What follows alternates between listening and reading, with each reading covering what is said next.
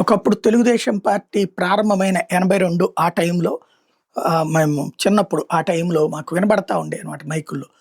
తెలుగుదేశం పిలుస్తోంది రా కదలిరా తమ్ముడు అంటూ ఎన్టీఆర్ గారి గంభీరమైన గొంతుతో ఉన్నటువంటిది నినాదం. ఆ తర్వాతన తెలుగుదేశం పాటలు వినబడుతుండే ఎలక్షన్స్ అప్పుడు. అవి బాగా మైండ్‌లో ఫిక్స్ అయిపోయి ఉన్నాయన్నమాట. ఎందుకంటే అవి అప్పటికి కాంగ్రెస్ వాళ్ళకి అంత సీన్ ఉండేది కాదు. వీళ్ళు సినిమా రంగం నుంచి వచ్చినోళ్ళు కాబట్టి పర్ఫెక్ట్‌గా ఓ ప్లాన్ చేసుకొని వచ్చారు. ఆ సిస్టమాటిక్‌గా వచ్చిండేది. ఇప్పుడు అలాగే విశాఖ పిలుస్తోంది రా కదలిరా అని లోకేష్ గారి గొంతు, చంద్రబాబు గారి గొంతు ఇప్పుడు అడుగడుగునా వినబడుతోంది. ప్రపంచమంతా వినిపిస్తున్నారు. ఆస్ట్రేలియా, అటు పక్కన దుబాయి ఈ టూర్‌లు పూర్తయినాయి. ప్రతి ఒక్కళ్ళని కూడా విశాఖకే రమ్మంటున్నారు. విశాఖలోనే భూములిస్తాం రమ్మంటున్నారు. అమరావతి అన్నటువంటిది కాస్త పక్కన పెట్టారు.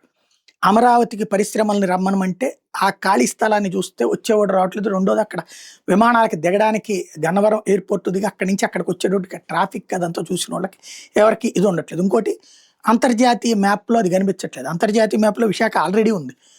ఇండియాలో లెక్కల్లో చూసుకుంటే టాప్ 10 సిటీస్‌లో ఉందది. కాబట్టి ఆల్రెడీ అది అక్కడ మీకు తక్కువకు భూమి ఇస్తాం. రూపాయి డబ్బులు లేకుండా ఇస్తాం.